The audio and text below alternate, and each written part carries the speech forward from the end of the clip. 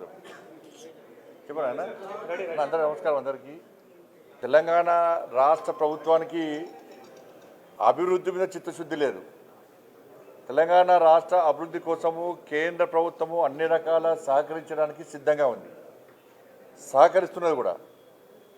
గత 10 సంవత్సరాల కాలంలో దాదాపు 12 లక్షల కోట్ల రూపాయలకు పైగా నిధులను కేటాయించింది వాస్తవము.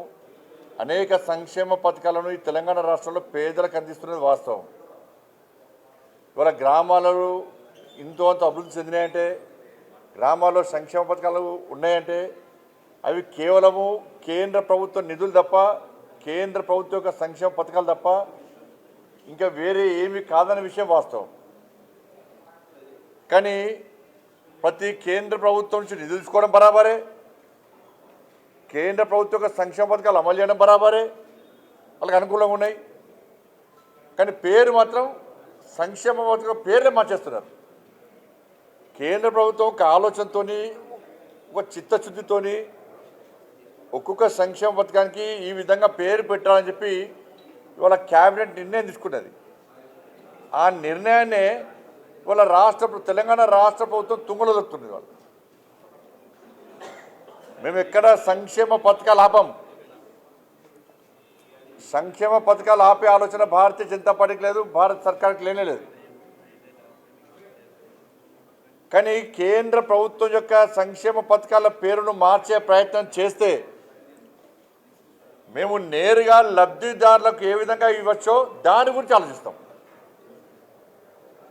నేరుగా లబ్ధిదారులకే ఇచ్చే ప్రయత్నం చేస్తాం. మేము రాష్ట్ర ప్రభుత్వం యొక్క ప్రమేయం లేకుండా ప్రధానమంత్రి ఆవాస్ యోజన కానీ, గరీబ్ కళ్యాణ్ అన్న యోజన కానీ, ఇవాళ మీరు చూడండి, ఇటువంటి సంక్షేమ పథకాలకు రాష్ట్ర ప్రభుత్వం పేరు మార్చింది. మీ ప్రభుత్వం యొక్క మీ సొంత సంక్షేమ పథకాలు, మీ నిధులతో జరిగే సంక్షేమ పథకాలు అంటే మీరు ఇందిరాగాంధీ పేరు పెట్టుకుంటారా, లేకపోతే ఒసామా బిన్ లాడెన్ పెడతారా, దావుద్ ఇబ్రాహిం పెట్టుకుంటారా? పెట్టుకోరు, మాకు ఏం అభ్యర్థం లేదు మాకు. కానీ కేంద్ర ప్రభుత్వం ద్వారా కేంద్ర ప్రభుత్వం యొక్క సంక్షేమ పథకాలకు మీ పేరు పెట్టుకోవడం మీకు ఇబ్బంది లేదు. కానీ పైన కేంద్ర ప్రభుత్వం యొక్క సంక్షేమ పథకం పేరు పెట్టాలా లేదా? నిధులు ఇచ్చేది భారత సర్కారు, కేంద్ర ప్రభుత్వము. పేర్లు మార్చి ఫోజులు పెట్టుకొని సొమ్ముకొని సోకొకట్లక మీరు ప్రజలు మభ్యపెడతా అంటే ఊరుకునే ప్రసక్తే లేదు.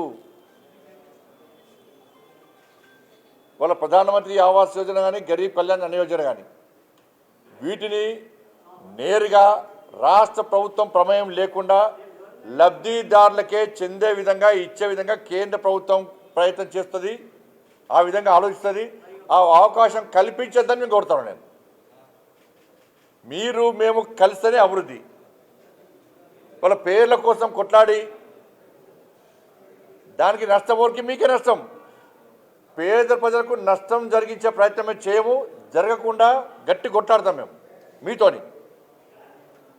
కానీ పేరు కోసం, ప్రఖ్యాతుల కోసం మీరు ప్రయత్నం చేస్తున్నారు. దీనివల్ల మీ వల్ల కాంగ్రెస్ పార్టీ యొక్క ఈ కుటిల యత్నాల వల్ల, కుటిల ఆలోచనల వల్ల తెలంగాణ రాష్ట్ర ప్రజలకు, పేదలకు అన్యాయం జరిగే ప్రమాదం ఏర్పడ్డది. కానీ మీరు మాత్రము పేదలకు ఎక్కడ అన్యాయం చేయం. మా సంక్షేమ పథకాలను, కేంద్ర ప్రభుత్వ సంక్షేమ పథకాలను నేరుగా ఇల్లు వాళ్ళకేస్తాం, డైరెక్ట్ ఇస్తాం. బియ్యం పప్పులు కూడా వాళ్ళకేస్తాం డైరెక్ట్. రేషన్ కార్డు ఇచ్చేటి కేంద్ర ప్రభుత్వము, బియ్యం ఇచ్చేది ఫ్రీ ఇచ్చేది మేము ఇస్తాము. ఇలా ఫోటో మీద పెట్టుకుంటారా? ఏమైంది? రేషన్ కార్డు మీద ప్రధానమంత్రి గరీబ్ కళ్యాణ్ అన్న యోజన పెడితే తప్పేముంది అంటున్నాను నేను. మీకున్న ఇబ్బంది ఏంది? ఇవాళ ఇందిరమ్మ ఇండ్లు అంటున్నారు, పైన ప్రధానమంత్రి ఆవాస్ యోజన అని పెడితే తప్పైంది, ఇబ్బంది మీకు వచ్చిన ఒప్పైంది.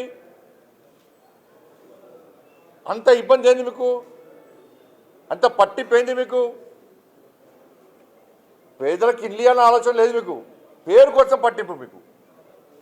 కేంద్ర ప్రభుత్వం పేరు రావద్దు, ప్రధానమంత్రి గారి పేరు రావద్దు, దొబ్బిపోవాలన్నీ. దొబ్బిపోవడే, కానీ పేరు మాత్రం మీకు ఉండాలి, మాకు ఉండదు. కాబట్టి మళ్ళీ చెప్తున్నాను, పేద ప్రజల సంక్షేమ పథకాలు ఎక్కడ ఆపము, ఆపే ప్రసక్తి లేదు.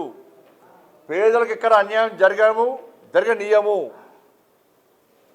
ఇటువంటి ఇండ్ల విషయంలో కానీ, గరీబ్ కళ్యాణ్ అనే విషయంలో కానీ నేరుగా రాష్ట్ర ప్రభుత్వం ప్రమేయం లేకుండా లబ్ధిదారులకే చెందే విధంగా ఉండే అవకాశాలను చూస్తున్నాం మేము. అటువంటి అవకాశం మాకు ఇస్తే నష్టం మీకే, మీ ప్రభుత్వానికే నష్టము. మిమ్మల్ని ఎవ్వరు కూడా ప్రజలు మీ పథకాలు స్వాగతించారు. మీరు ఇచ్చే స్కీమ్ లేదికి ఇంకా 6 గ్యారెంటీ నుంచి మాట్లాడమంటే అవి పక్కకు పెట్టి మీరు 26 జనవరి రోజు నేను సంక్షేమ పథకాలు ఇస్తున్నారు. కొండందవి ఎలకని కూడా పట్టలే మీరు. ఒక్క మండలంలో ఒక్క గ్రామం అట. ఏమన్నా పైలట్ ప్రాజెక్ట్ అది ఏమన్నా? మీరు ఏమన్నారు ఎలక్షన్ ముందు ఏమన్నారు? 2500 రూపాయలు అందరికీ ఇస్తున్నారు. ఎంతమందికి ఇచ్చారు? సరే నిన్న మీరు చెప్పింది రేషన్ కార్డులు లబ్ధిదారులు అందరికీ ఇస్తున్నారు అంటే ఒక మండలంలో ఒక్క గ్రామంలోనే లబ్ధిదారున్నారా? అర్హులున్నారా? ఒక మండలంలో ఒకటే గ్రామంలో రేషన్ కార్డు కావాల్సిన వాళ్ళు ఉన్నారా? ఒకటే గ్రామంలో రైతు భరోసా కావాల్సిన వాళ్ళు ఉన్నారా? ఒకటే గ్రామంలో కౌలు రైతులు ఉన్నారా?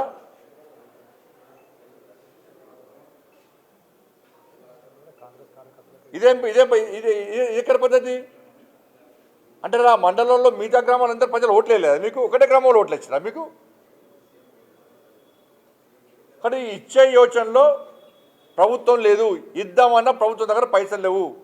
ఉన్న పైసలు కాబట్టి ఢిల్లీలో కప్పం కడుతున్నారు, పొట్టు దోసుకుంటున్నారు. ఇది పెద్ద 14% సర్కార్. మళ్ళీ చెప్తున్నది, కుటుంబ సభ్యులను కూడా ఈ అవినీతిలో ఇన్వాల్వ్ చేస్తున్నారు.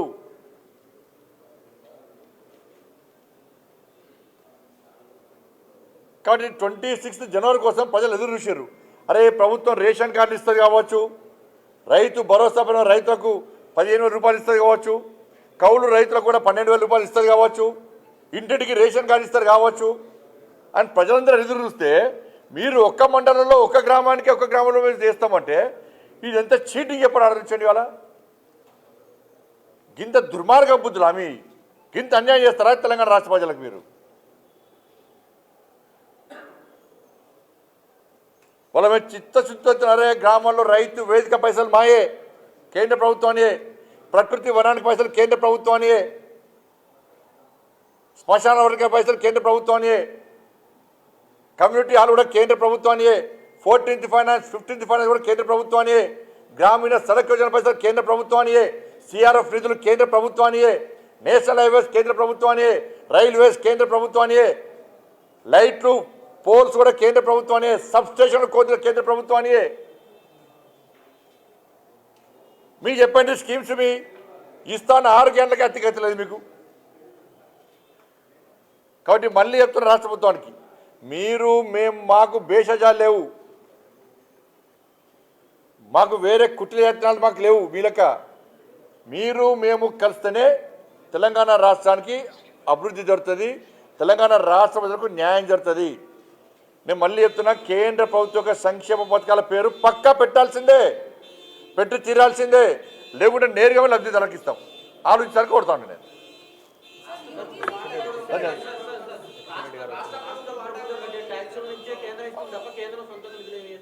రాష్ట్ర ప్రభుత్వం జేబులోకి ఇస్తుందా? ముఖ్యమంత్రి జేబులోకి ఇస్తుందా? అరే మరి రాష్ట్ర ప్రభుత్వం ప్రజాస్వామ్యం కాకుండా ఇంకొన్ని సొమ్ము ఇస్తుందా? అరే పన్నులు ఇక్కడ కూడా కడుతున్నా ప్రజలు, ఎక్కడైనా పన్నులే. కాబట్టి అంటే ముద్దించుకిస్తారా పైసలు?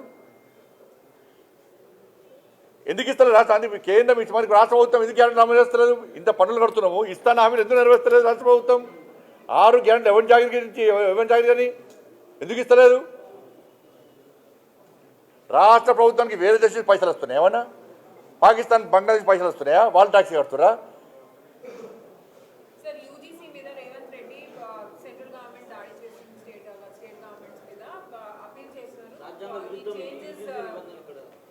రాష్ట్ర ప్రభుత్వం ఏది పడుతుంది మాట్లాడుతుంది, వాళ్ళు అనుకున్నదే న్యాయం అనుకుంటున్నారు. కాబట్టి ఈ మాట మేము పట్టించుకోము. ప్రజలకు ఏది న్యాయమో, దేశానికి ఏది అవసరమో దాని గురించి ఇంకోళ్ళు విమర్శిస్తే పట్టించుకునే స్థితి లేదు. న్యాయం చేస్తాం తప్పకుండా. అరే ఉన్నాయి, అమలు చేయమని చెప్పారు. ఫస్ట్ అటల్ పెన్షన్, ఆసరా పెన్షన్ ఇస్తాను ఎవరు? 4,000 ఇస్తాను ఎవరు? 4,000 రూపాయలు ఇస్తాను ఎవరు? ఆసరా పెన్షన్ ఎంతమందికి ఇచ్చారు? ఎందుకు ఇస్తలేరు? పేర్లు ఎందుకు?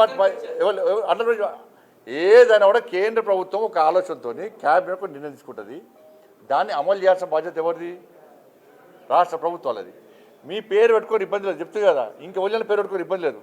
కానీ దాని కింద కేంద్ర ప్రభుత్వం నిధులు తీసుకున్నప్పుడు కింద పెట్టుకోవడం లేదా? ఇప్పుడు పోయినసారి ప్రధానమంత్రి ఆవాస్ యోజన కింద 2,40,000 ఇళ్ళు ఇచ్చినాం మేము. ఇదే కేసీఆర్ ఇదే పేరు కోసం పాకలాడబడి ఒక్క ఇల్లు ఇవ్వలే. చలో లబ్ధిదారుల లిస్టు బెనిఫిషియర్ లిస్టు షో చేయమని చెప్పండి, రిలీజ్ చేయమని చెప్పండి రాష్ట్ర ప్రభుత్వాన్ని. కాంగ్రెస్ పార్టీ ప్రభుత్వం ఉంది కదా, కేసీఆర్ గారు ఎంతమందికి ఈ డబుల్ బెడ్రూమ్ పేరుతో మోసం చేసింది కదా. ప్రధానమంత్రి ఆవాస్ యోజన కింద ఇండ్లు ఇవ్వని మేమిస్తే ఒక్క రూమ్ కట్టిమంటే డబుల్ బెడ్రూమ్ పోటుగాడు డబుల్ బెడ్రూమ్ కట్టిస్తా ఒక్క రూమ్ సరిపోతుందా, అల్లుడు అంటే కాళ్ళు అల్లు అత్త కనబడతాయట అని శాస్త్ర పిటకథలు చెప్పిండు. ఏం చేసిండు, 2,40,000 ఇండ్లు ఇస్తే పట్టుమని 10% కూడా ఇండ్లు ఇవ్వాలి వారికి. ఇళ్ళని కూలిపోతున్నాయి అవన్నీ. ఆ ఇళ్ళలో ఉండే పరిస్థితి లేదు ఇవాళ. గిదా వీళ్ళు చేసేది రాష్ట్ర ప్రభుత్వం చేసేది గిదా. రాష్ట్ర ప్రభుత్వాలకు చిత్తశుద్ధి ఉండాలి, పేర్ల మీద కాదు. సంక్షేమ పథకాలు కేంద్రం ఇచ్చే నిధుల విషయంలో కానీ కేంద్రం ఇచ్చేటువంటి సంక్షేమ పథకాల మీద అమలు చేయడంలో చిత్తశుద్ధి ఉండాలి, వీటి కోసం కాదు.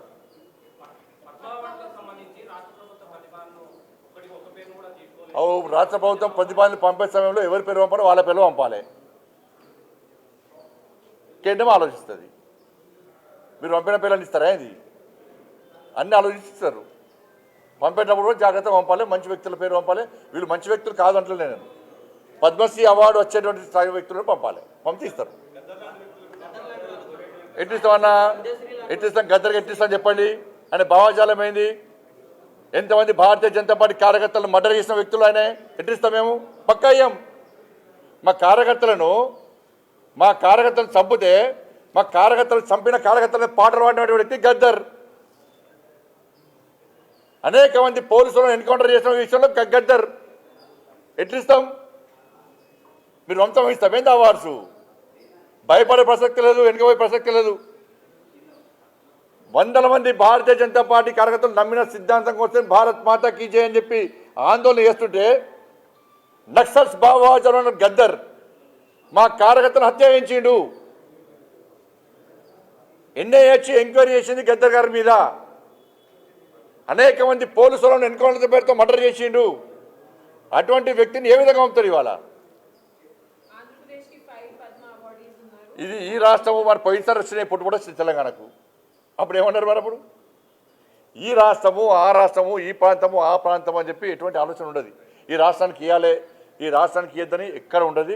ఇవన్నీ మళ్ళీ ఒకసారి తెలంగాణ సెంటిమెంట్ను మీరు రగిలిసిన తెలంగాణ ప్రజలు అన్నీ తెలుసు.